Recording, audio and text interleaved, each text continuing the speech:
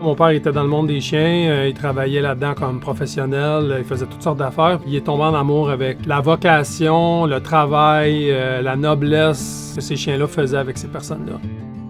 Mira est partie d'un appel de quelqu'un qui avait besoin d'aide avec un chien. Puis aujourd'hui, Mira, on est rendu quand même une belle école à maturité. Ça fait 45 ans qu'on entraîne nos chiens, qu'on les donne. On a beaucoup d'expertise. Il y a beaucoup de gens qui sont venus, qui se sont greffés à la progression de Mira depuis le temps.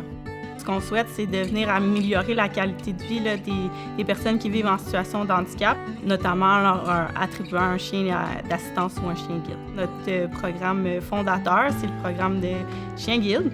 Donc, on attribue des chiens guides à des personnes qui sont non-voyantes ou qui sont en basse vision. Notre second programme, c'est le programme Chien d'assistance à la mobilité. On vient aider les gens là, qui ont des enjeux au niveau de leur mobilité. Donc, le chien peut venir aider à la marche, ou il peut venir aider à la traction d'un fauteuil manuel, ou il peut venir aider la personne qui est en fauteuil motorisé.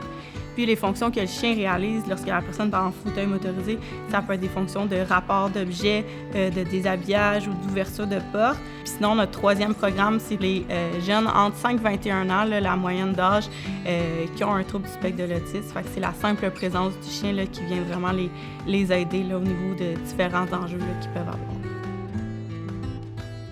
On est des gens qui sont au niveau humain, qu'on accueille du monde, qu'on leur donne un chien pour qu'ils s'élèvent dans la vie, qu'ils retrouvent de l'autonomie, peu importe les objectifs qu'ils ont personnels, puis que le chien les amène à devenir des êtres à part entière, puis acceptés, puis heureux surtout.